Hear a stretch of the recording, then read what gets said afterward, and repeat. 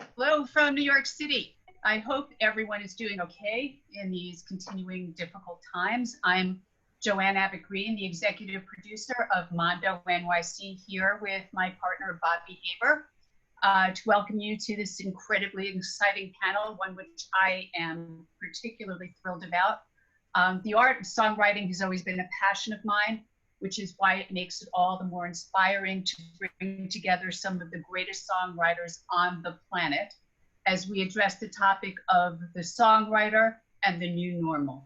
Moderating today's panel is Shelley Pykon, a multi-platinum American songwriter best known for Christina Aguilera's #1 hit, What a Girl Wants, and Meredith Brooks' Grammy-nominated smash, Bitch. Her book, Confessions of a Serial Songwriter, a memoir that chronicles her journey from a young girl falling under the spell of magical songs to writing hits of her own, earned her a second Grammy nomination for Best Spoken Word Album. After decades of writing songs for and with established artists and years of creators' rights advocacy with SONA, Songwriters of North America, Shelley is thrilled to have finally made an album of her own titled 2.0, etc. It will be a mix of well-known songs and some personal favorites that you'll get to hear for the first time. Please help me welcome Shelley Pykon.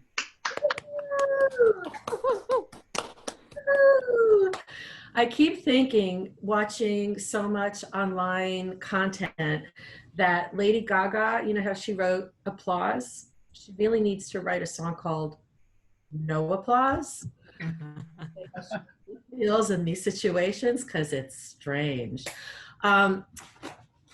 Joanna, Bobby, thank you for having me.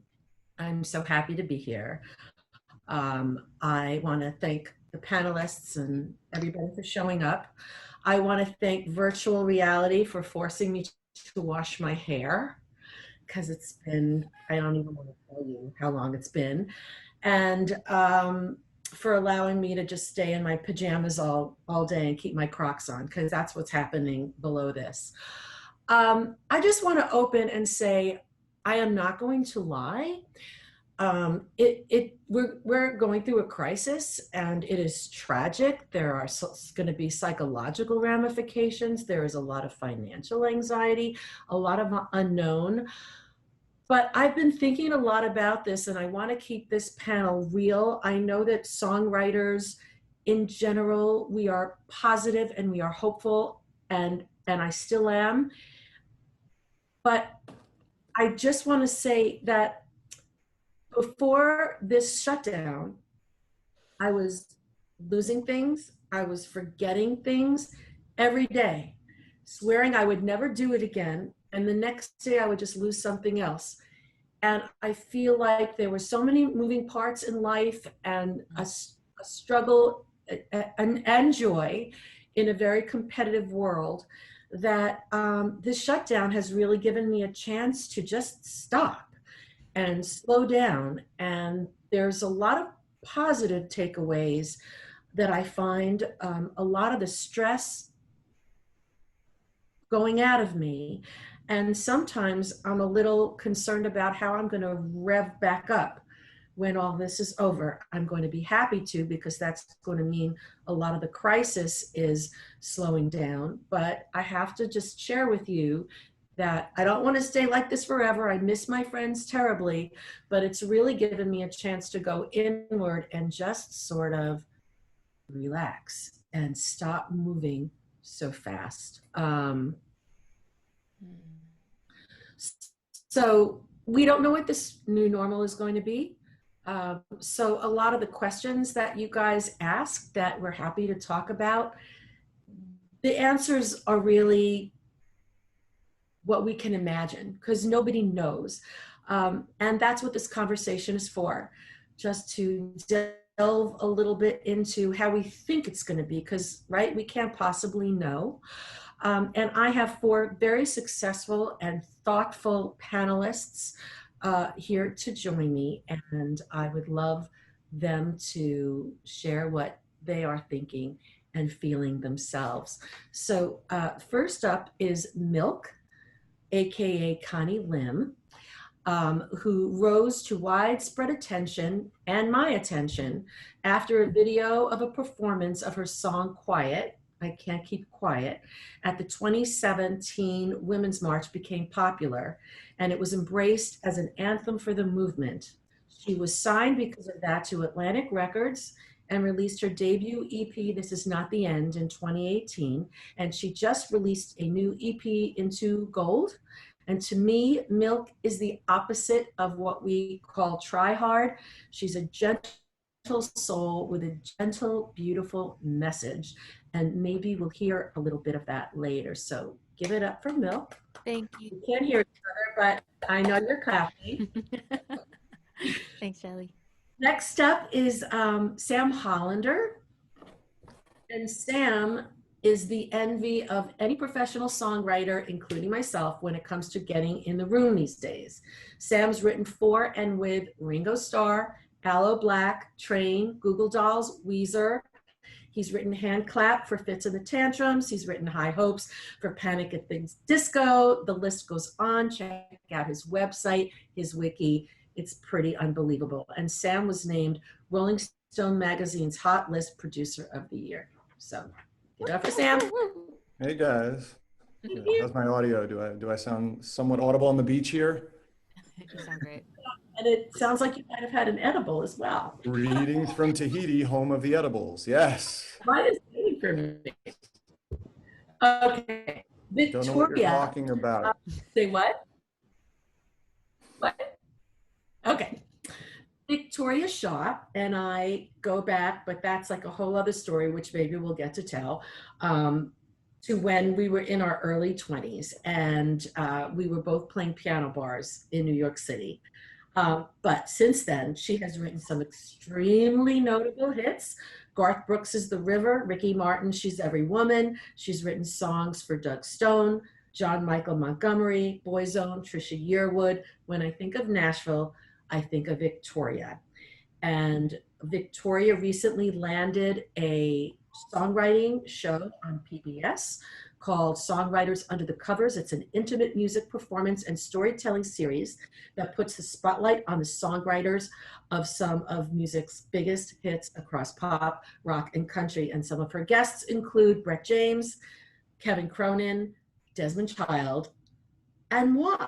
And it was so much fun, and I hope they still air it in the fall, because that was like the highlight of my last few months. And right after it is when all hell broke loose. So give it up for Victoria. We're happy to be here. Can I make one correction, Shelley? Yes. You said She's Every Woman, Ricky Martin, and that was actually Mark's song. But that's okay. I'm sorry. No, it's all good. This one, and take after watching going, that's not a Ricky Martin song. But everything else sounded fantastic. I was so impressed with me. Also be impressed by Dave Bassett, who is a Grammy-nominated multi-platinum songwriter and producer. He has more than a dozen #1 hits to his name, including Elle King's X's and O's, which is one of my faves. And I think you wrote a lot of that album as well. And Rachel Platten's mega anthem, Fight Song. He's written for Vance Joy, Saturday Sun and Shinedown Second Chance. Dave has played songs in movies such as Sing, Cars 3, Pitch Perfect 3, Ghostbusters, Sweet Home Alabama, Runaway Bride. And Dave lives in Malibu, California with his wife and 2 daughters, and writes and records in his solar-powered studio, Chateau Relaxo. I've been there. It's amazing. The whole round house is something to be experienced. So let's welcome. Thank you for being here. So where are my questions? My first question is, we'll start with MILCK. Did you write a quarantine song? I in fact did. It's called Me Versus Me. Okay. So you all know where I've been. I've been on solo quarantine and really exploring the truths of what happens when the go, like you said, Shelley, when all of it stops I was really confronted with how I hang on to my actions and my accomplishments as a sense of self-worth. And I had to really face that and understand, like, what is my relationship with music, being a professional artist, and how do I want to heal some of the kinks in how I approach what I write. But so it's called Me Versus Me. That might be the song I play later today. But yeah, And what are you wearing below your top there? What'd you say? What are you wearing below your top? Oh, I'm wearing stretchy jeans. They look like jeans, but they're actually sweatpants. You know what I'm saying? Like the jeggings. It's just my crack to life. And on your feet are like Crocs, or what's going on down there? I got my Crocs on. What's on your feet? I'm pretending I'm like living the beach life like Sam right now, where I'm barefoot and you know. Sammy, did you write a song?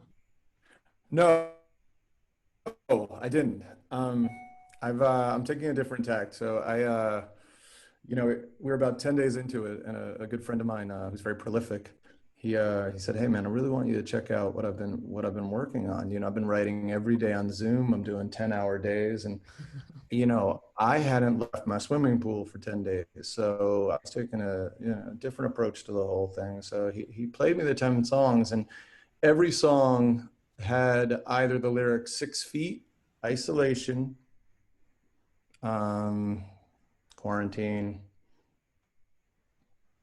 bleach, chlorine bleach, you know, and all these these buzzwords that I never want to hear again at the end of this. So all right, my approach to this as a writer, I have been writing, but my approach is I like writing sort of uplifting, fun, aspirational, good time music, because that's sort of what I listen to, and so that's what I'm writing. And I'm not going to change course. And you know, I think what Milk said is awesome. Like, you know, we all just have to deal with our own truths with this and how we sort of approach our craft and our art. But the one thing I would highly recommend is not pandering to that, because that is going to be such a transient type of song. And I just don't know in a year or two from now if anyone's going to say, "Hey man, I want to go back and listen to that quarantine banger from last year," you know? So. You know what? I did write a quarantine song, but I did it because it was sort of like cathartic and therapeutic, and I had to find humor.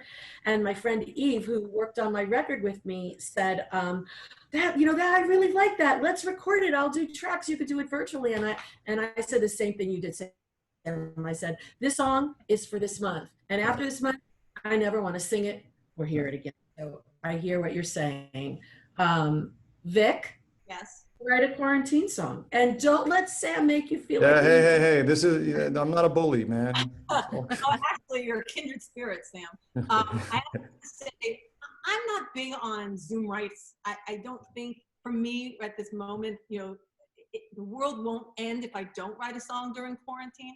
So I haven't written a lot, and the only ones I've actually written is with a friend in the UK who I wouldn't be able to get in the room with anyway. He's a Broadway actor, and he's on a TV show there. And he really wanted, he reached out and said, "I really want to write a song." And it was about, you know, what he was feeling in quarantine. So in some respects, you know, it was, and honestly, all I said to him was, just write me an email of everything you're feeling right now and everything you're going through. And so the song was really more about a man's struggle with being still for a moment, you know, but it's not a song that where they go, "Oh, that was a quarantine song." So I kind of, you know, kept it at that. I have one other friend who's, funny enough, an actress in LA who wanted me to write a song with her for a specific project. But in general, I'm really not a big on online writing. That's my. I get it, and we're going to talk about that too. You just said something that sounded like a title to me, "Trouble Being Still." Well, that's one of the words. So. Anyway, right there. Yeah. Writing virtually, because, you know, at the beginning of this, that's what everybody was talking about. And I did a blog about it, and we were all trying to help each other figure out how to do it. And 3 weeks into it, I was like, that's the last thing I really want to do. But we'll get into that. Let's hear from Dave. Did you write a quarantine song in Hawaii? No, kind of just reiterating what I think everyone's kind of, heading toward is that, I went into this thing with every intention to, keep up my production and, stay in the mix of things. My manager was trying to set up these Zoom rights and all that. And for the first couple of weeks, I just had to get my head back on straight, and adjust to this whole situation that we're in, just lifestyle wise, and with my family. And so I put it off, and then as I got off the hamster wheel for a minute, what I'm taking from this is, I think what the rest of you guys are too, is that this is a great creative forced sabbatical for us, who have been going every day, 7 days a week. Well, I don't do 7 anymore, but 5. And man, we need to reset, we need to recharge, and and that obviously goes into a much bigger picture and a bigger theme in just the world in general needs to reset and rethink and gain perspective again.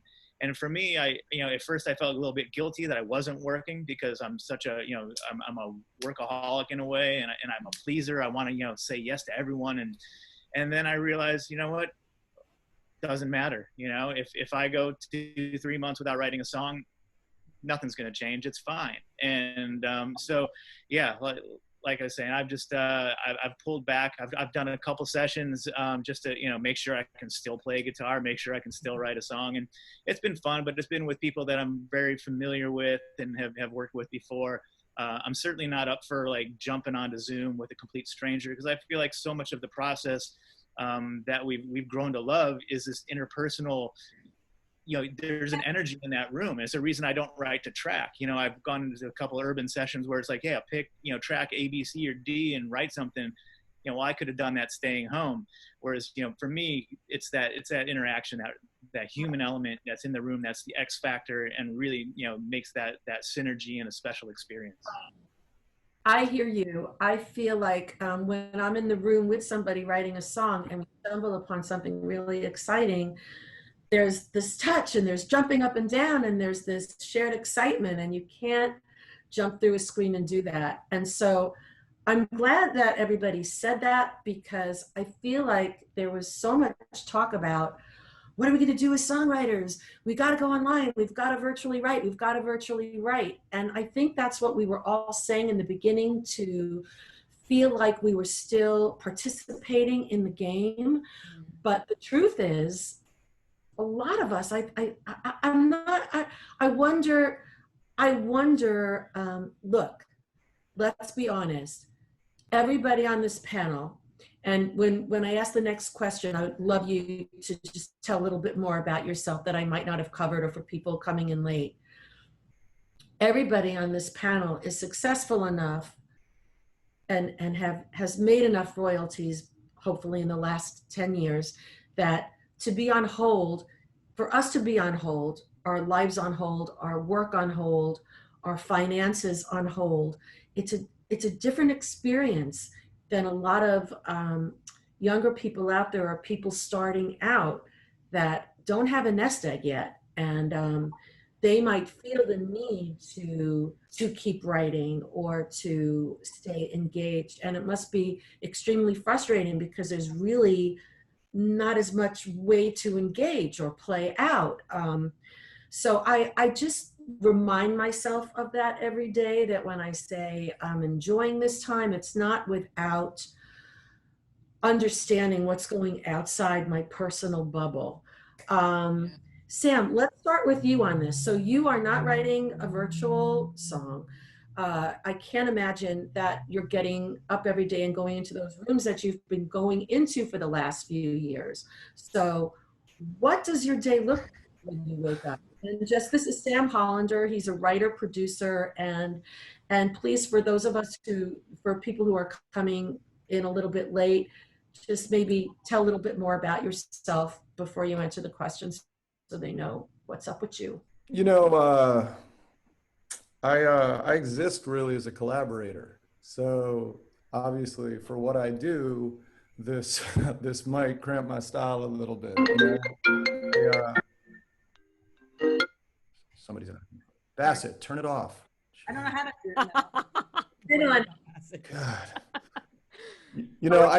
I collaborate. That's what I do, and but it doesn't really impede the entire, the totality of what I do, because I write lyric and melody, and I it doesn't alter how I would proceed anyway. In terms of, I wake up 5 or 6 days a week and I lay down a voice note of a verse or a pre or a chorus, and on a good day, all the above. And I hip pocket it and just keep it for a future collaboration. And I sort of, I stockpile. And so that hasn't changed. I'm doing the same thing right now. I still, sort of pull out the guitar and fumble through my limited musical vocabulary and just try to lay down some rhythms and words and sort of titles and concepts that I like. And I know there'll be a moment for them. I think for me, the one thing that I think plays well at this moment is I'm a big fan of taking ideas, curating them myself, and keeping track of them, and always being able to sort of access them. But I'm not a fan of just throwing things out for the sake of it. I don't come from a philosophy of throwing tons of things against the wall and see what happens. I like to really sort of work through my ideas and play them through in the process. And I'm willing to wait. I do have the luxury, like you said, I happen to have the luxury of time and, on my hands, fiscally or whatever. So that helps. But I would say, as a writer, it's, I would say it's almost imperative at this point. People are just going to be flooding Spotify with content, and it's logical because you can, and everybody is self-contained, and, kids as young as 13 or 14 are putting tracks up, right? So, and that's what's so punk rock about this whole philosophy. The flip side is, I think the strongest move you can make is really work through and workshop your ideas to such an extent that when things start to open up again, and we don't know what that will be, but it's going to be something, right? It would be great if you sort of articulate your strongest stuff and you come with that, as opposed to just throwing things up every hour. There's certain things that come up on my timeline, people dropping, one song every week. And I feel like that's almost sort of heartbreaking, because I think, people aren't hearing them, and that's the worst feeling in the world. So this is, just quickly, this whole thing's akin to me to flying JetBlue. And, you're in the air and they have those great TVs, which bring me so much joy, because, my ADHD is so off the rails that I just need content, and then you always hit some spot over the Midwest, and it says, pardon the interruption, and the screen goes dead. And you lose just wherever you were. And it's incredible for me. It's like this great reset, because I have to wake up and realize that, I do have to exist as a human being beyond the JetBlue television. And that's where I feel like we're at right now. So this is I'm treating this like some extended midlife crisis, and I'm going to figure it out in time. But my process is still staying the same. I still get up and sort of lay down scraps of ideas and nuggets and kernels of whatever sort of ridiculous wisdom I can impart. Right. I have to say, I'm half collaborator, and I've collaborated with Sam. You're so much fun and so fluent, and you just bring it. You've got lots of ingredients. This has forced me to get back in a room with myself, and how it felt to write alone.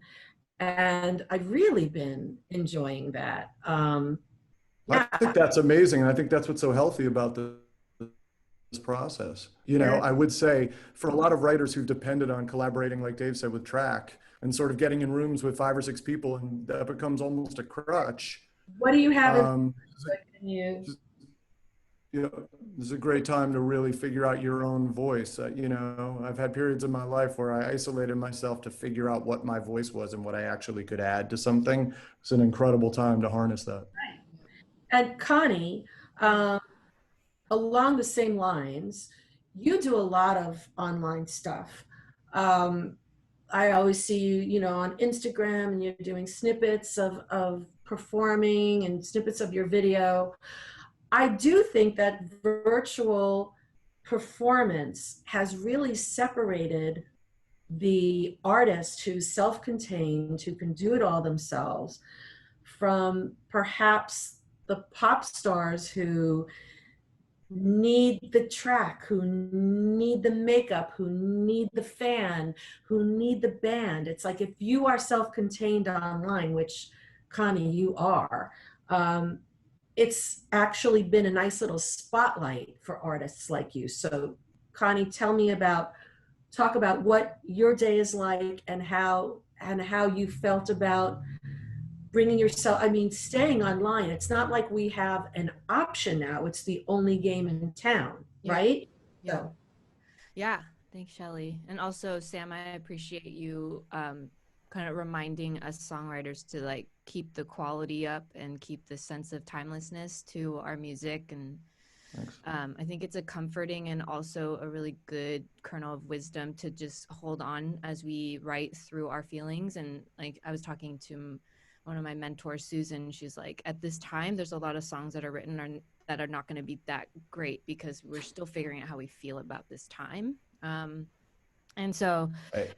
and Shelley, to answer your question of just like exploring the whole live stream world and being, I view myself as kind of a classic, I'm inspired by the classic singer-songwriters. And so like, I feel better when the music is coming from underneath my fingers. I have found that I have tried the pop sessions where I go and I write to track and stuff, and I leave feeling like I didn't do it the way that I need to do it. I grew up playing the piano, and I feel like some of my emotions are transmitted through my fingers as I'm singing. So I need to have that, and that's sometimes made me feel in the thanks. In the modern sense, like in the modern industry, sometimes it makes me feel like I'm compartmentalized in a certain genre, which I actually feel really, really comfortable in now. Like I think there was, when I was a younger artist, I felt this pressure to not be a singer-songwriter. I remember there was an era where a singer-songwriter was like this dirty word. Do you all remember this time? Because it happened. And it was as the genre, it felt like there was this sense, and maybe it was like me coming up in the LA industry, it was like people shied away from that. But now I feel like it's much more embraced, which is great. So being able to do the live streams and to share and to force myself to learn how to communicate online has been a really cool education, because I love live performance. That is my favorite way of being an artist, because I get the immediate response. I can feel people's energies, and something that I have been avoiding is being like a quote unquote YouTuber in a sense, or like being someone who is an online influencer, because I just really relate to the real life thing. So my life, I've been able to kind of avoid that and go and do the immediate response, be with people in real spaces. And then my online communication and my storytelling online, that art form was not developed as much. And now I feel like I'm getting forced to, in a great way, forced to figure out, how do I want to communicate in an authentic way with my audience while sharing stuff on a screen. And so I'm experimenting, and I'm not taking it so seriously, and it's been really great. Like I'm not overthinking like how I look like, how it sounds, all the things. I'm putting up videos on my social media where I'm like turning songs into breathing meditations. I'm just like, why not? This is the time. Like if there's any time to experiment and play as an artist, to interact, I'm trying to do that. And I also want to note that like we are looking at our screens so much, and like social media has become one of the sole ways that we're connecting with each other. And I'm giving myself permission to reframe how I look at all of social media.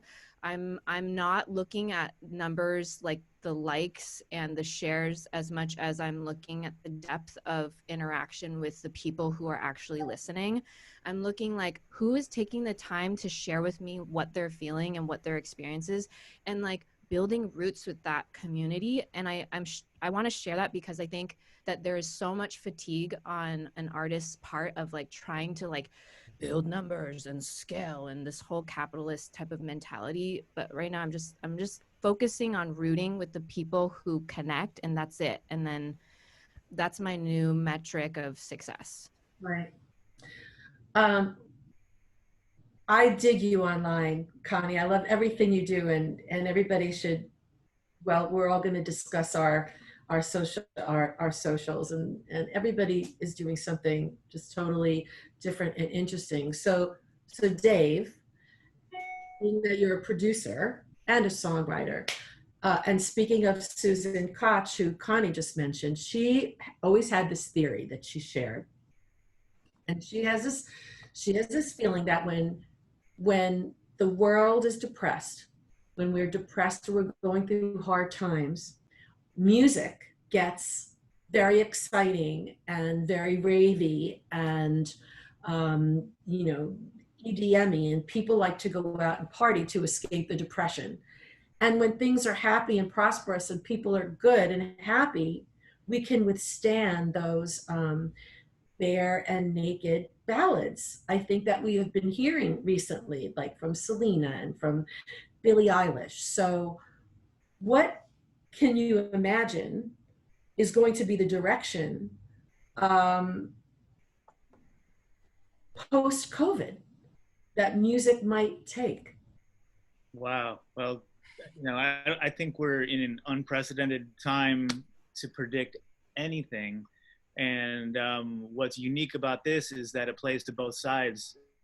Right now people are isolated, so they're probably writing stuff that is more down tempo and sitting with their acoustic guitars and whatnot. So when we come out of this period, you're probably going to get a flood of that when people want to hear the other thing. But it's really hard to create the energy of something that's, I'm not going to sit here by myself in my room and create something that has the energy as if, Sam, you and I and, everyone was in this room and we're like, let's create this banger. So it's going to be interesting. And there's going to be, I think, people like Sam said, I think, no one's going to want to come out of here and hear a bunch of COVID songs. And I think it is important to, as writers, to keep our eye on the timeless thing. I mean, that's always a word that comes up in sessions, and, writing something timeless, something that, transcends where we are right now. You feed off the feelings you have right now, and these are real feelings, and they're going to give us the spark of our inspiration. But at the end of the day, it's got to be something, that anyone can, and we always say this too in sessions, anyone can put their own life into, their own story into. And so to pigeonhole us into this pandemic that we're in right now, stylistically, I think would be a big mistake for us as writers and for the music community in general. But as far as, tempo, sound, whatever, I do think there will be something interesting. I don't know what it is, but, anytime something like this happens, it's going to shake things up. Right. And it's just like when any of us discover a new instrument, or, I remember years and years back when, I wrote on acoustic guitar, and you pick up your guitar, you're in the same groove, you're in the same chords, you get in this thing, and I discovered loops, and it was like, holy crap, and all of a sudden I had this rhythm behind me, and it changed everything. And so I think in a way now, this event will change. What it's going to be, none of us really know, but it's going to be interesting. Have you found that a lot of your scheduled production projects have been put on hold until when? And yeah, everything has, because typically the artists are on tour in the summer, and then you write in the fall. It gets a little busier in those times, and now all these tours are being pushed back or rescheduled, and so not really scheduling anything into the fall. And the sessions that we could be doing now, because these artists aren't on tour, are just impossible. And I found the few sessions, or the few artists I've spoken with online and stuff, maybe we have an intention of writing through Zoom, but once we catch up and just start talking, it's like, this really isn't feeling great. Let's, as we all talk about, let's just tap the brakes and get to it when we get to it. I think it's a test in so many ways, and it's going to reveal itself, whatever it is. Victoria. Yes. And I just want to say, for people who came in late, Dave, you wrote one of those songs that transcends time, Fight Song, for Rachel Platten, that is just, it's so resonant right now. It was resonant then. It's going to be resonant in anything we've got to get through. And we all want to write a song like that. Vic, what is happening with your world in Nashville? Has Garth called you and said you want to write another song with me, or what's going on there? Well, what's going on with your show? Well, that's the thing. It's like I got this PBS show from WNET in New York. It's called. Talk a little bit about that, because a lot of people that were late coming in missed it. It's a great show, and you know what? you have 3 panelists on the show. Oh, trust me, I'm looking now. Absolutely, absolutely. So I've been doing songwriter shows for, well, all over, but at Birdland in New York specifically as a part of a series 3 times a year for the last 15 years. And it was called Songwriters Under the Covers. And long story very short, a director saw it about 1.5 years ago and said, I think this should be on TV, and got me a PBS series, which was amazing. That's a very short part of that story. And the first season came out last fall and got picked up for a 2nd season, which was fantastic. We shot two shows in New York in February, which you were part of, and they went great. And we have 5 more shows to shoot. And all of a sudden, matter of fact, last Tuesday, normally I always shoot in New York, but we were going to shoot in Nashville with Kev Mo and Clint Black and some other fabulous writers. And, last weekend it was supposed to happen, last week, and now it's been moved up to June. I'm kind of taking it in stride. I don't feel a knot in my stomach because you know what? I used to tell my kids this when we'd go to the airport and our plane would be delayed and you'd see people pissed off and they'd be sitting there all angry. And I used to say to my kids, you see those people over there? I said, we're all on the same plane that's late. So we can sit like him and have a knot in our stomach. We can go buy a magazine and chill. So that's kind of how I feel right now. There's nothing I can do about it. Do I? It is. Yeah, I want to resume the show, and I'm hopefully we can shoot it at some point. Probably not. Maybe maybe not with an audience this time, or maybe really. I have no idea. Every time the director calls me and says, "Okay, now we've moved it to this date. Everybody can do it." Right, and you don't want to film a virtual show because by the time this airs, hopefully, virtual will be over. Right. This show is for TV and it's shot like that. And I think there's a way personally to do it even without a large audience, but we have to first get permission to be around each other. And it's so good. Victoria she sings, she plays, and you could just stand up really. That's very nice. That's very nice. Well, I mean, the show's really fun and all my talented songwriters. All these guys could be on a Vic, I'm just saying. They'd be unbelievable. I'm just saying, don't think I'm not going to be taking numbers out of it. I thought of that.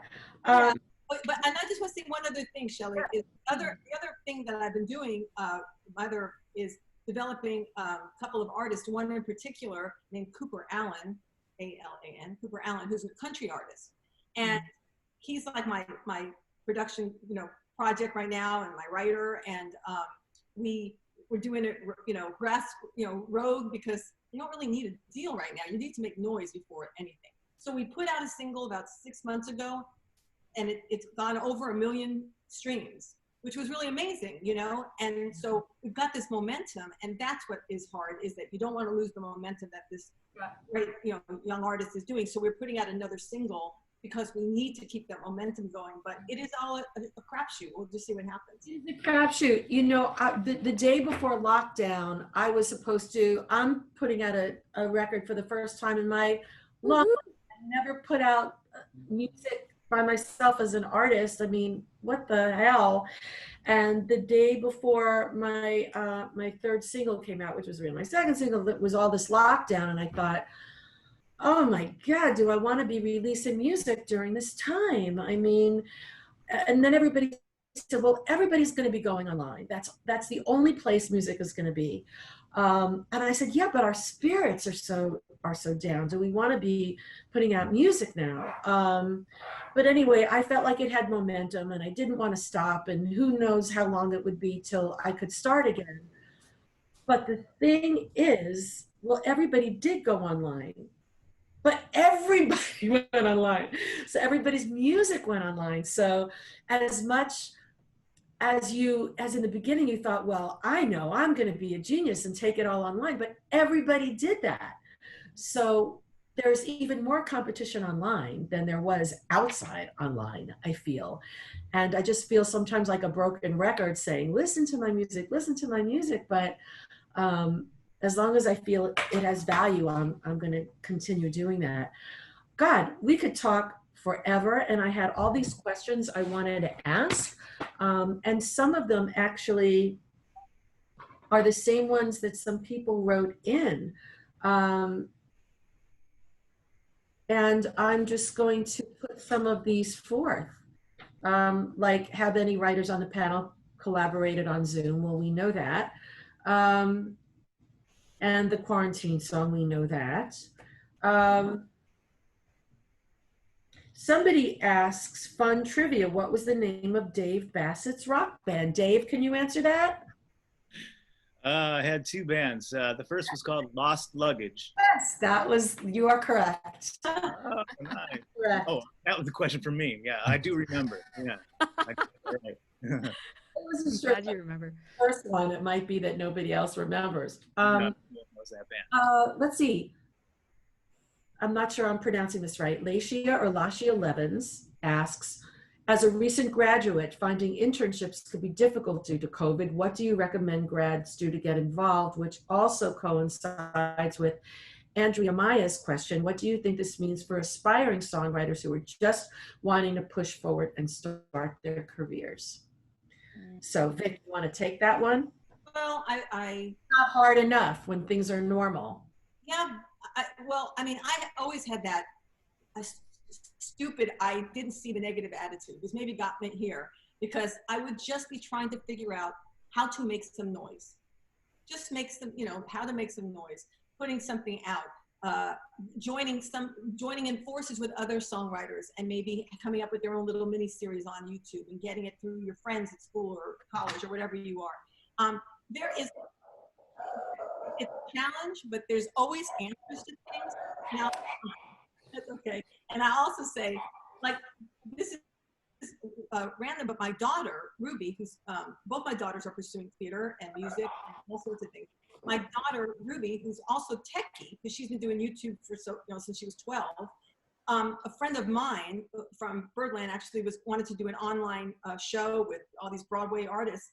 And Ruby said, I can help you do that. I know how to do all these web things and I know how to do these platforms. And she's now producing, and all of a sudden that took off and that took off. And now, even though she's a singer and she's an actress, she's now figured out how to all of a sudden be a producer of these online shows. Right. I'm just saying, right now, you got to think different. You got to think big, or just go rogue, you're saying, maybe you want to be a songwriter, but right now you're going to join into some kind of group, network online. I guess there's just do, like Nike says, just do it, Right.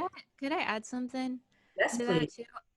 I love that, like, just, finding ways to make noise. And I'm finding this time, like, I'm kind of like choosing a couple of things and being gentle with myself, and one, acknowledging like how lucky I am to be able to like think about self-growth during this time, because we know a lot of people are grieving, is facing some of the things that I've maybe been avoiding. And I think there's all those types of aspects for us as artists or creators. For me, is like spending more time just flirting with Ableton, just like spending a little bit of time, and then also like flirting with other people's albums and listening. Like, my plan today is to lie down on my living room floor and listen to 3 new EPs and just marvel at the music that people are creating, and then just let it sink. Right. And then if something happens, awesome. If something doesn't, awesome. Everything we had set for ourselves to do to get there is just irrelevant right now, right? It's about exploring, in my opinion. And like I tell young people all the time, if you have a choice about music, if there's something else you might want to do it. But if this is what you want to do, then I think you're right. You just have to take away the boundaries and explore and be an amoeba for a while. I just want to remind everybody that we are scheduled for an hour, but if you stick around for another 10 minutes or so, there might be a couple of surprise performances, which won't be so much of a surprise anymore. I just said something, but I'm just saying. Sammy, what would you recommend to young people that are just starting out? Oh, he's muted. Oh, is Sam muted? Yeah. Can we unmute Sam? How about Dave? Oh, no, I'm back. I'm back. I'm back. Okay. It's back. What was the question? Would you take a little nap? I'll tell you what I did. Honestly, I had 2 rambunctious dogs and a rambunctious child, and there was a lot of content happening, and that's why I spared you all of it. A lot of action. Sorry, what was the question? What do we tell young people who it was hard enough already before this? Well, I think the one thing we tell them is that this is, at the end of it, it's going to be an incredible age of opportunity. I think that, you know, I think you have to adapt a completely punk rock philosophy with this, in terms of there are no rules whatsoever. So as opposed to just sort of existing as a writer and trying to shapeshift yourself into some situation where, you know, you feel like, hey, there's an opening here, etc. Think so outside the lines. I mean, look, there's days when we can put on Spotify or Apple or anything, and new music comes on, as we know, and we listen to New Music Friday, and 500 things sound exactly the same, and they're all following the same sonic template, etc. This is the time to actually think outside of those lines, because you can. So I would just say, fuck it, and just go 200 miles an hour against code and just do what you feel.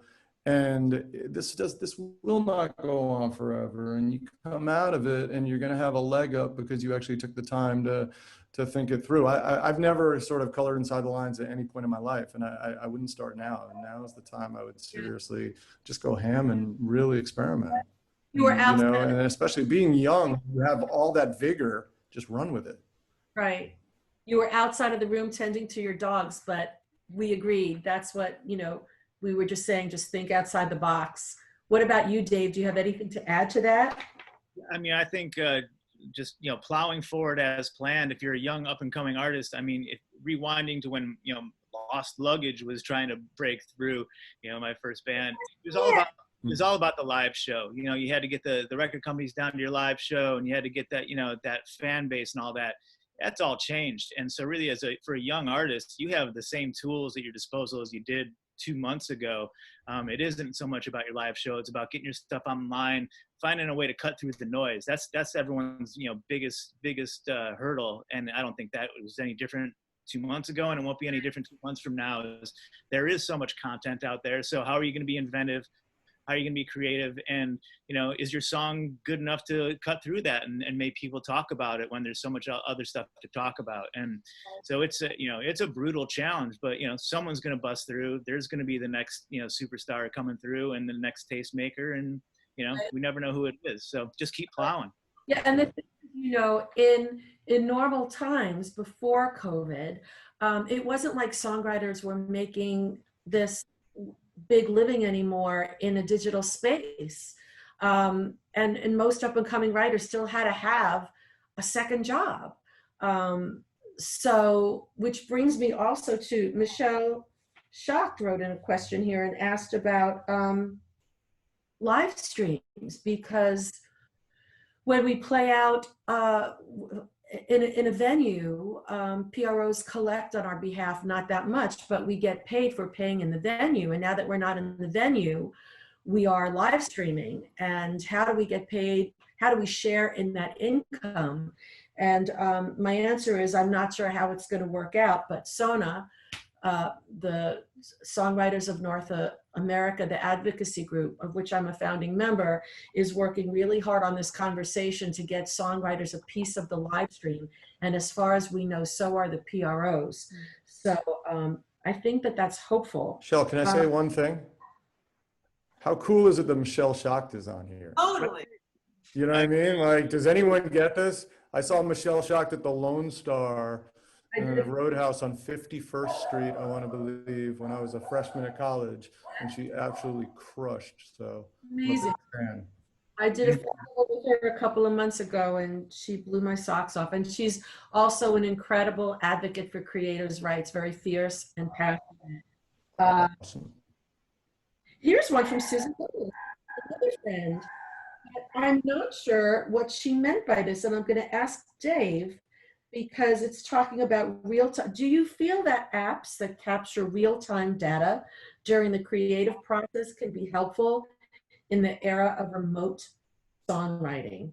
Every time I see data and creative in the same sentence, like algorithms, I mean, they're great, but yeah, I don't know. It sounds pretty big brother-ish to me, and we already got enough of that going on. So, you know, they're already listening, and who knows what else, but I don't even know how to answer that question, to be honest. I'm on my Fostex. What does your Fostex mean? What does that mean? Some will get it. Okay.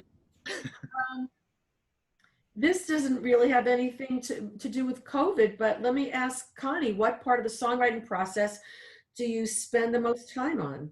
When do you know it? When do you know it's time to move on to the next song? Those are great questions. I'm like Sam, where I do a lot of song seed collection. I feel like Johnny Appleseed, like where I go about in life and I collect. So I spend a lot of time collecting inspiration and ideas. And right now, because I have been doing a lot of co-writing in the past 3 years, I'm now writing solo, and I'm allowing myself to just slowly chip away at a song, like just slowly. And it's really refreshing, actually. I'm allowing myself to not put pressure on myself to finish a song very quickly. Because sometimes in co-writes, like a song can be completed, most of it within a day. And so I'm having a lot of fun just revisiting songs and allowing them to stretch, and like I'll play with phrasings with the melodies and stuff. Something that is helping me get out of my head is when I'm anxious, is I'll cover great songs that I love. Like, so Shelly, I'm covering Who You Are right now. So I'm just learning the song, and I'm getting into the rhythm, and I let the song teach me to just not be in my head. So that's actually a big part of my songwriting process, is like having the humility to sit down and listen to other people's songs and understanding the architecture, because I grew up as a stubborn songwriter where I didn't want to cover people's songs. I remember I was like 14, my mom's like, you should learn, you know, people's songs. I was like, I'm a songwriter and I write my songs, you know. So I've had to really grow into that maturity. So that's been helpful. And then when I get really stressed out, I'll cover songs and I'll write humorous, like Shelly, you were saying, to write humor. They're not songs I'm going to release, but I just write humorous lyrics about what I'm feeling at that moment to help just break it open. And at least it's like, I didn't run the mile, but I stretched, you know? I don't know if that answered the question. Well, we're talking about things. How about you, Vic? When is it time to go on to the next song? Victoria? I think she's muted. She's muted, and she doesn't even have 2 dogs. Oh, Vic? How about you, Dave? When is it time to move on to the next song? I am terrible at rewriting stuff. I think, you know, that initial inspiration of a song, there's initial energy that goes into it. And I'm a kind of a believer that the first idea is usually the best one. And so the times I've gone back in at the direction of, you know, an A&R person or a record company in any respect, and just whacked at a song, it usually just sucks the life out of it. So, you know, to me, I like to keep moving, and I feel like there is an infinite amount of creativity in the universe. It's not like there's a limited amount of songs, limited amount of ideas. So I prefer just to use the best energy of the moment. And, you know, if you feel like, you know, rewriting, or if you feel like a part can be better, great, but I don't hold anything precious, and just keep moving. Yeah. Like a shark. And if you're bored of a song, it usually tells you, right? Yeah, just frustrating. Yeah. You go around and around, and yeah, it just you start to second guess yourself. You know, what wasn't? You know, gosh, it wasn't good enough. Am I good enough? That whole thing. So just keep looking forward. You know, in all respects of this. You know, if it's a young artist, if it's a young songwriter, just keep moving. You know, what we do, there is no right or wrong. This is subjective. You know, it's that's the most difficult thing about what we do in my mind, is that there's no right or wrong. And it's all opinion, and no one knows it's a hit until it's a hit. Right. And sometimes you write something that you didn't think, I want to stay on the subject, that you didn't think was a hit, and it's a hit. And sometimes you think you write something that's going to be a hit. It's not a hit. It's like, it is unknown anyway. Is Victoria back? I am. For some reason, you guys were able to mute me. I don't know. So the question is, how much do I tinker? How much do I, chip away? Move on. What? When you move on, when you're done with a song, and you know, as you know, I mean, even though I write pop, and I've had, I write in LA or New York, I have a Nashville mentality, which for me is kind of, the song gets done in the day. I'm not a person that tinkers. I don't want to leave the room until we all feel really good about it. I'm not saying I'm completely cut off if you call up and go, you know, I've been thinking about this all night and that's better. But basically we write at a different speed or something. I don't know. I don't know.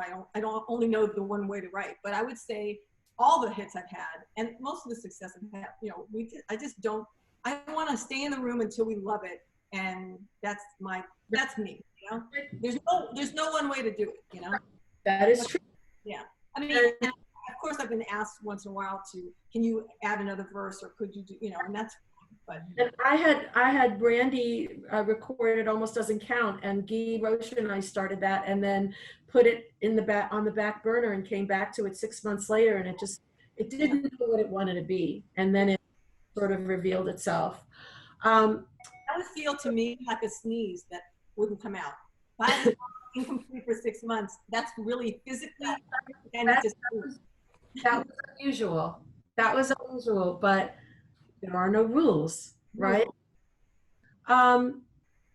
Sam, will we get live stream fatigue? Do you have it already? You know, it's we discovered this new thing that will live on after this is over. Because you know, I have a hard time with the live streams as they are right now, because I think, once again, you know, my approach to everything is I tend to take as a, you know, as a writer and sort of as a human, I like a marathon approach to things. I take things very sort of methodical and slow and sort of get the lay of the land and figure out where I belong. And it's funny, you know, the advent of the live streams over the last like month has been fascinating. And I have friends who are every other night are going on live, and, you know, I think I'm rooting for them. But the flip side is you start to see the audience begin to dwindle a little bit, you know, and I don't know what that's going to become. And I don't know if that becomes a subscription model, and, you know, you have your base and your core, and maybe you create some sort of programming for your core. But I would say fatigue is definitely going to be a real thing. And I think that, you know, I thank God that no one ever needs to see me after this conversation ever again, and I can go back and crawl under my rock. And because for those who actually, I'm looking, and there's a lot of real serious sort of singer-songwriters. I've been sort of scrolling through the faces of people I know on this, and I would say, in general, you know, you just pace yourself, and, you know, because I could see, would anything be worse than, you know, it's akin to a band coming and playing the Troubadour. Now, what if that same band played the Troubadour every single week for the next year? You know, the ticket sales would begin to dwindle at some point, you know, and I just think I would say just pace yourself and think logistically. We're desperate to keep our noise being heard, I think. I mean, I'm doing it a little bit myself, but I'm doing it as part of, this is exploratory for me, and it's definitely getting my chops better by having to perform online. But that's awesome. So Sammy, don't go anywhere. I know you're not going to participate in the surprise at the end, but you are going someplace after this, and it is a online thing, but I think it's worth that everybody know about it and go. So I don't even know where I'm going. I'm like freaking out. It's like a big reveal. I'm like, I'll remind you, but I want to hear, let's go to Dave. And what do you think about what Sam just said? Do you see are you feeling any live stream fatigue? Are you going to shows? Did you and are you not now? Do you think that on the other side of that question, whether live streams will catch on and it's going to be something that continues indefinitely? Oh, I think it's definitely got a huge, you know, shot in the arm from something that's existed for a minute. You know, one of my first co-writes years and years ago was with Evan Lowenstein of Evan and Jaron. And Evan started a company that's doing this very thing, and he's been pushing it for years. And this is, you know, this is the greatest thing that could happen to his business model. and he's crushing it out there. And it is a really unique experience. Will it ever replace the live concert experience? No way. I mean, the energy in a room, the sheer decibel level, you know, pushing sound through the air is something that will never, you know, will never replace online. But I don't think it's meant to. I think this is getting us through. Personally, I mean, I'll be honest, I haven't really tuned into much of it at all. I've been binging on Netflix, like, you know, like mad, but as far as the live stream stuff, I haven't been participating much. But I think it's a great way for people to feel connected to artists, and artists are getting really creative with it, you know. And I think it's a great thing. Will there be fatigue? I think once live concerts start again, you know, you're going to see a huge drop off. I think it's only natural, but Right. it'll serve its purpose going forward, and allow people to stay connected to their favorite artists, just as they have through socials, you know, the development of socials in general. I agree. Dave, before we hit our we did hit our 2:30 mark. We're going to have some surprises, but just before you go, tell us, is there anything that you're working on or that you're going to continue working on that you want us to know about? Any of your socials that you'd like people to follow you on? Anything? Yeah, I'm not real active online. Never have been, but it's nice of you to ask. And so what I've been working on is really just catching up with my family and taking a break. And coming out of this, I'm doing a double unplugged record with my friends from Shinedown. There's a lot of stuff going on, everything from a Weezer single to Vance Joy, his new record, working on that, and a lot of exciting stuff. But it's all on hold, you know. It's all just kind of creeping along. But you know, everyone's on hold, so there's no rush. But I think your attitude is really great. And your daughters are how old now? I have 20-year-old identical twin daughters who, you know, wouldn't be spending, you know, 1% of the time that they're spending with us as they are now. And it's really great. It's nice to take that time, knowing that we're probably not going to get this opportunity again. Right. Hopefully, you know, not from a family perspective, but from this whole pandemic perspective. And so, you know, just really taking advantage of the silver linings that are available to us. And to me, it's not getting up and writing a song or getting on Zoom with these bands that I've worked with. It's, you know, spending time with my family and enjoying where I'm at. And yeah, that's most important. I just want to thank everybody for being honest about that, because I thought it was possible, and 4 different panelists might have come on and said, yes, that's all we're doing. Mm-hmm. And that would have really depressed me if people weren't being honest about the pros and cons. It is comforting. Yeah. But there's also a lot of blessing to just go inward. So thank you for being here, Dave. I'm going to come to Hawaii and reconnect with you. When you come back, I want to come to your roundhouse. Right on. Yeah. What do you call your studio? Relaxo Chateau? Chateau Relaxo. Yeah, I'll be there. So nice. Thank you. Right Sam, I love that space. Sam is going to jump soon because he is going to be on the Songwriters of North America Instagram feed in a couple of hours. Sam, you do remember what you're doing, right? I'm available for weddings and bar mitzvahs, like whatever you have. I feel like, you know, just slot me in. I'm your guy. Very important conversation that you're having with Adam Dorn of Sona.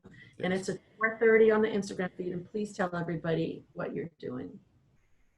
Having a conversation with Adam Dorn on the Sona Instagram. Oh my God. You're just 3 wonderful, legendary, musical, beloved legends that we lost. Right. Well, I think we're going to have a little chat, but you know, Adam and I both we both had the horrific distinction of both losing very close friends in this pandemic. So I think we're going to sort of have a little bit of catharsis and work some stuff out, but we're also going to talk. Say who they are. About what's up? Well, What'd you say? who you're talking about. Well, you know, I lost my close friend Adam Schlesinger, and I know he was very close with Hal Wilner, and we're gonna discuss that, and we're gonna discuss the NFL draft and anything else that we can sort of drum up in the process. So anybody, if you want to hop on over, this is also high tech. Hop on over to the Sona Instagram story. Is that correct? Oh, I don't know if it's on I story. don't know how this works. You know, this is above my pay grade, you know, so. But it's on Instagram, they'll find it. Do you want to share any of your social media or anything else you want to say before you hop over there? I mean, I think as far as Sam Hollander's on Instagram, you're going to find me, and there's probably, I think there's like a 17-year-old kid in Manitoba who plays lacrosse. I see his stuff. So I'm easy to find. You know, I got some, I think I got some stuff coming out. You know, I did some good work before this that, you know, is all stockpiled that is eventually coming out. I've been working with Walk the Moon and Band Camino and Def Leppard and No. yeah, and I don't know, there's a sort of a cornucopia of fun that's to come. You know, it's that strange thing where I really, you know, Dave alluded to this, but you know, because we both, and you know, we've collaborated together and we're good friends because we exist in a similar space of we write from September to Christmas. We resume in late January and we write to Memorial Day, but the bands that and the artists that we work with tour throughout the summer, and they, you know, they rehearse for the tours in May, and when the tours wrap in September, they don't want to work. So we really have like these sweet spot months, which are akin somewhat to like a high school teacher. And because of that, you know, you stockpile stuff. So I think, you know, the work that I did in the fall all the way up to, you know, when this all went down, I feel like I have a nice body of work that's going to come, which is nice. It just buys time in my head. But at the end of the day, the only thing I want to say to everybody, and this is just the one point I would make, is there is no race here. And this is the first time in our lives, I think collectively we can say there's no race. You're not racing against anybody for anything right now. Everybody you know is in the exact same position. And because of that, it affords you the ability to actually breathe for a second as a creative, you know, because this business just plays with your head and you feel, you know, I have to stay in this. I have to do this. I have to. And this is the first time you don't have to.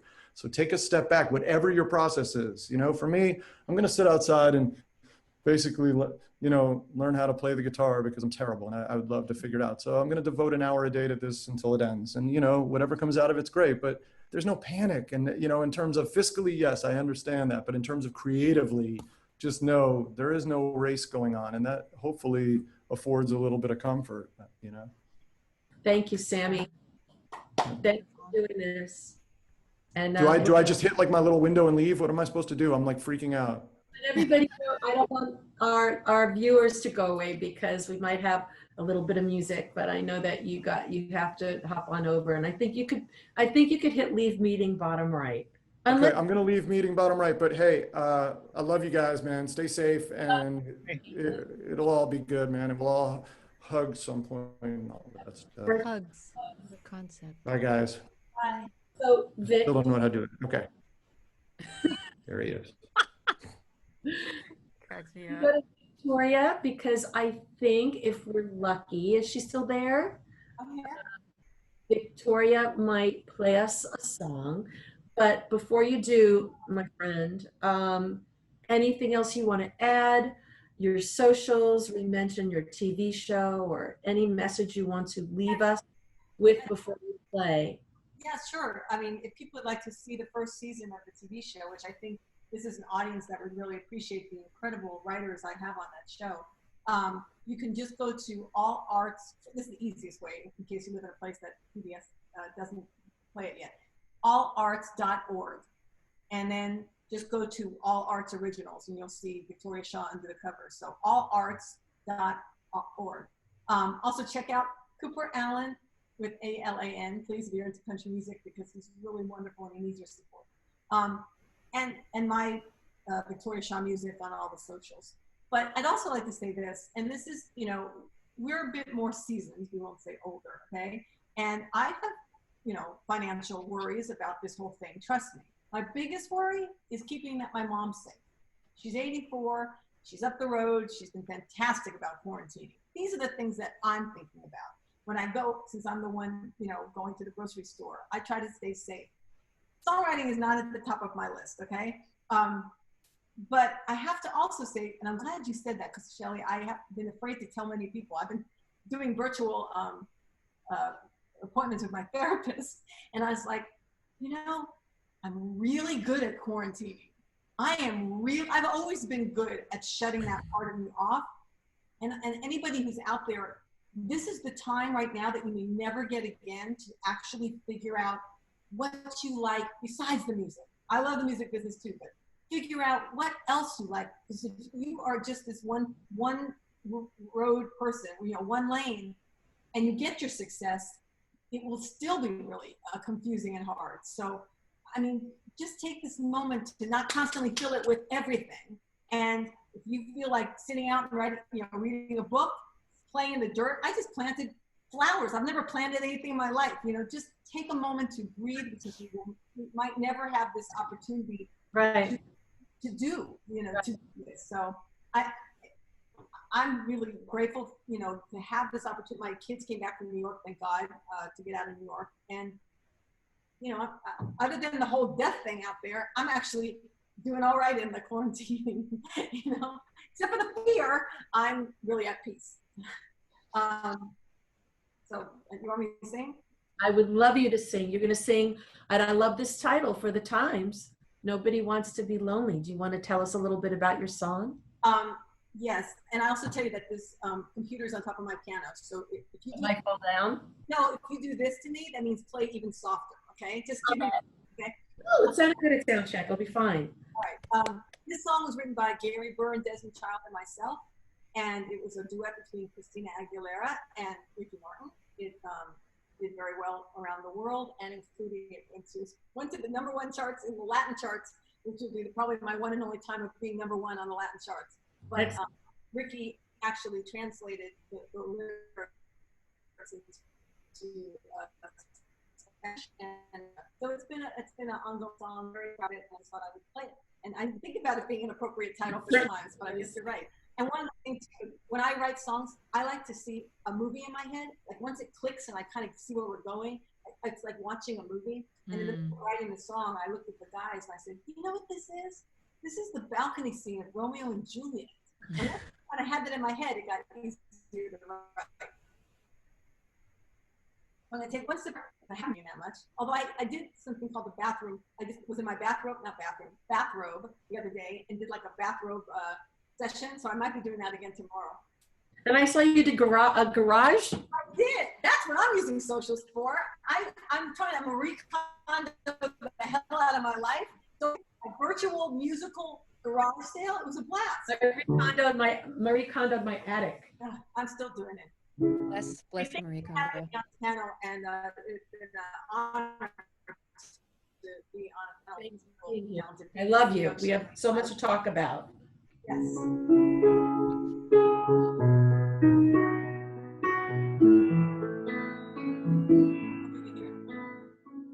There you are in a darkened room, and you're all alone, looking out the window. Your heart is cold and lost the will to love, like a broken arrow. Here I stand in the shadows. Come to me, can't you see that? Nobody wants to be lonely. Nobody wants to cry. My body's longing to hold you. So bad it hurts inside. Time is precious and it's slipping away. And I've been waiting for you all of my life. Nobody wants to be lonely.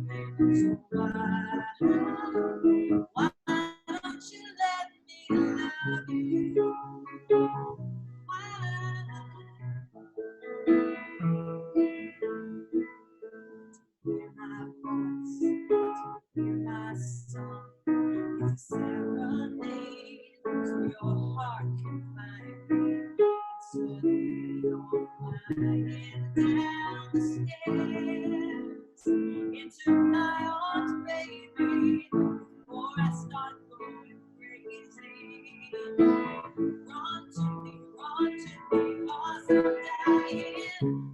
Nobody wants to be lonely. Nobody wants to cry. My body's longing to hold you so bad it hurts inside. Time is precious and it's slipping away, and I've been waiting for you all of my life. Nobody wants to be lonely, so why don't you let me love you? I wanna feel you, just like the air you're breathing. I need you here in my life. Don't walk away, don't walk away, don't walk away. Nobody wants to be lonely. Nobody wants to cry. My body's longing to hold you so bad it hurts inside. Time is precious and it's slipping away, and I've been waiting for you all of my life. Nobody wants to be lonely, so why don't you let me love you?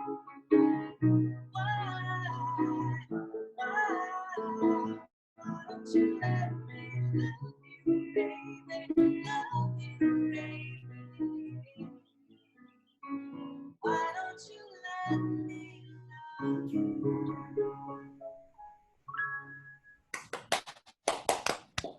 Woo, beautiful. It was beautiful. I was singing the harmonies, but I was muted. You shouldn't have been muted. You should have sang along. Can you imagine? Oh, that would be That great. was great. Thank you, Connie, and thank you for being here. And good luck with your show. And I hope it continues because it's a fabulous thing. I can't wait for them to see the segment that you're on. I have to go to a virtual birthday party, so I have to sign off. I'm so sorry. Okay. And I went to one the other day. My friend Kristen Jewell did like an amazing virtual. She pulled it off. Yeah, so I've got to get all over the world. I have to That was get on great. But I love you and thank you, and it's a pleasure. And I look forward to talking to all of you. I'll talk Nice to to meet you. Thank you. Thank you. That's beautiful. Thank you. I'm going to let Connie finish the show, so I'm going to come up now. So, I heard what Victoria said about finding things that you never thought you could do. The thing that I found that I never thought I could do was make some incredible recipes out of frozen seafood. I've just went to Costco, got scallops, got shrimp, threw them in the freezer, and you can do so much with frozen seafood. Yeah, and the yoga. And my attic is clean now.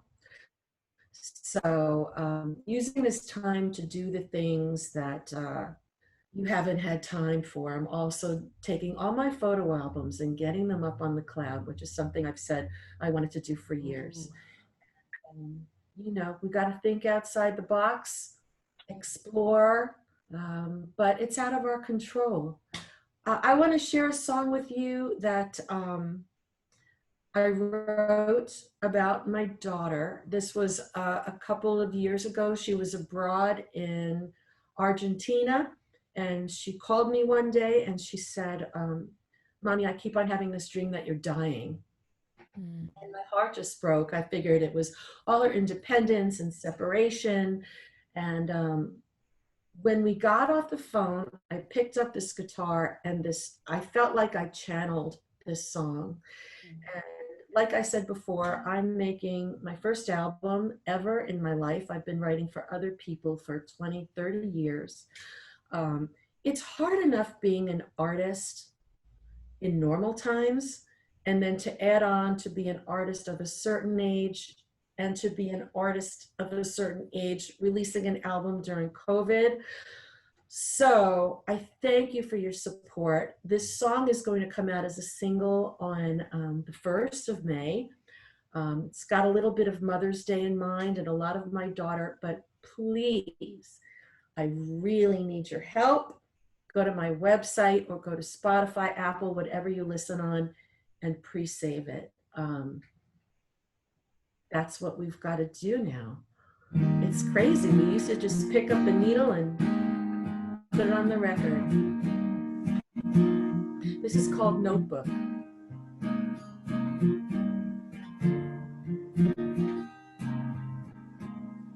My daughter keeps on dreaming that I'm dying.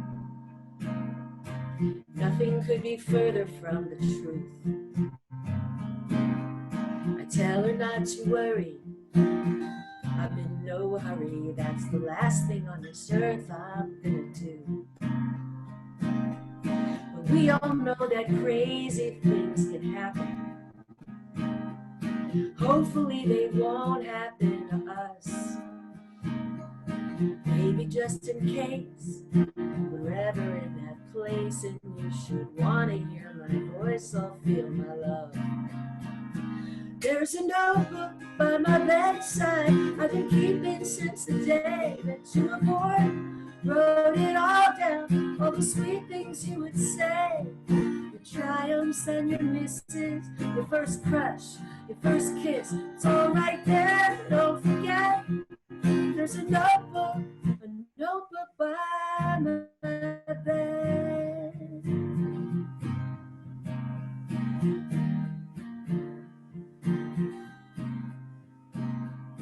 Taped inside a birthday card you made me. Thoughts about you learning right from wrong.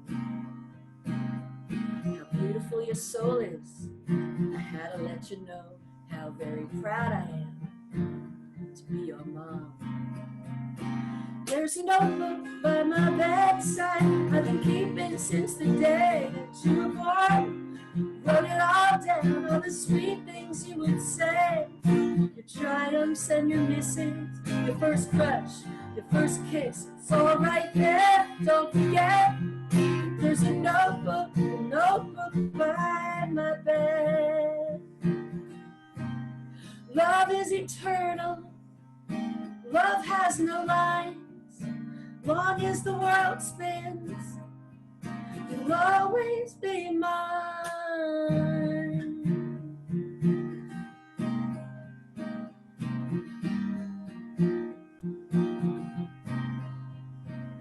There's a notebook by my bedside. There's a notebook by my bed. There's a notebook by my bedside. There's a notebook, don't forget.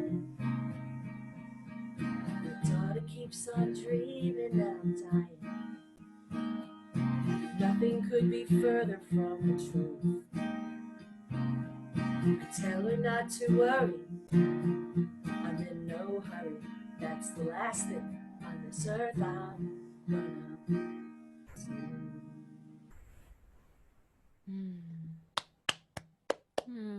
Thank you.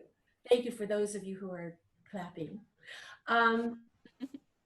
Before I let Connie go, I just want to let you know that I will be doing a live stream on Thursday evening at 4:30 PT, 7:30 ET. Right here in this space, I'll be doing 6 songs, and the hosts will be She Rocks, Women in Music, and Parade Magazine. So if you go to either Parade or the Women in Music website, Facebook feed, I'll be doing a half hour. I'm opening, well, I'm headlining, and Ruby Vela is opening for me, and Jessica Childress. I think it'll be a really fantastic hour. So I hope to see you then. And now a little bit from Connie. And Connie, before you play, just leave us with any thoughts you might have, anything that you didn't say that you want to say. And I can't thank you enough for being here, baby. Thank you. Thanks for having me, Shelly. That song got me all emotional. I just love the idea of a mother loving her child so much that she has a notebook by her bed to log all the special moments. It's really, really beautiful. And if I ever become a mother, it's a big if. I hope I do that. That's a good exercise. I do keep a journal by my bed. I'm actually doing this thing where when I wake up, I immediately log my dreams. Is anyone else, like, raise your hand if you're dreaming more or remembering your dreams more? Is that happening? Okay. I was wondering, I feel like this might be a human thing, like where we're kind of confronting our subconscious more. But I did want to say that I love seeing the chat, like the Zoom group chat. I see y'all are like sharing what you all do and like what you're looking to do. I think that's a really cool resource. I love that people are connecting. So I hope something that happens when the chat ends is that like the chat disappears. So if you have had valuable conversation or you want to like see who else has been in here, I suggest doing select all and copy and then pasting it somewhere. I'm going to do that because I want to read and see what the reflections were. I did want to say like one of the root words for apocalypse is to reveal, and Shelley, like you said in the beginning of this chat, was that there's a lot of things being revealed, and I think it's a really great opportunity to kind of sense what that is for you. It may be like, oh, I want to do less right now and I want to relax, or I want to be with my family, or oh, I want to like dig in and I want to get better and with my skill set or whatnot. And for me, I personally want to just face some of my fears, and then I also want to watch Netflix movies too. And just a little thing that I've been holding on to a lot is that after the Black Plague, there was the Renaissance. And I think that's a really, really nice thought to think about, is that we humans have a really amazing ability to adapt and to create and to find innovations with what we're doing. And I'm very excited to hear what you all create and or what you all learn and maybe not create. It doesn't matter, like, honestly, at this point. Just hope you're healthy and well. I'm gonna play a song I just released. I just released an EP, and this song is co-written with Simon Wilcox and Malay. And I wanted to write an anthem for people who are survivor turned thrivers, and just a song that people can kind of bounce to. I just released a remix for it by this incredible German producer named Roosevelt. And so if you're looking for something to lift you up, and then the acoustic versions are a little more chill. So there's all the options. Thank you for having me. I've really been inspired and grateful for everyone's vulnerability. And if you want to follow what I'm doing, my music, MILCK music. Come on, look me in the eye. See everything that I survived. See my history is deep. That's what makes me me. And I'll do the same for you. Tell me about what you've been through. When we've been down in the mud, we know better than to judge. Don't mistake my confidence for arrogance, self-respect, all disrespect. Cause it took me years to turn these tears from what I hid to gold. Yeah, I work for it. I'm proud of it, darling, darling. Sorrow is bold, pain is beautiful. When it makes you grow, it turn these tears to gold.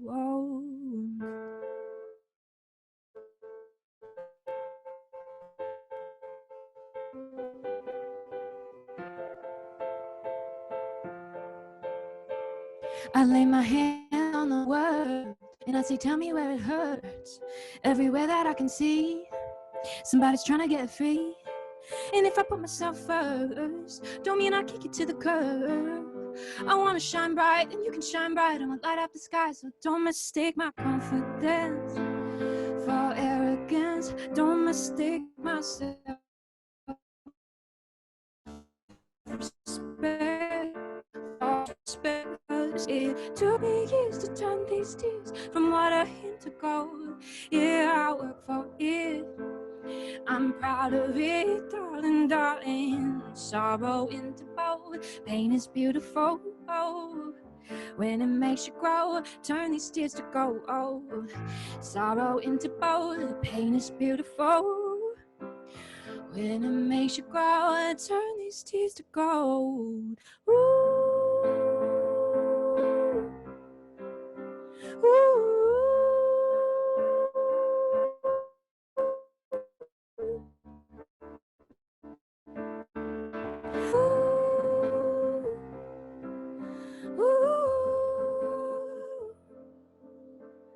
Come on, look me in the eye. See everything that I survived.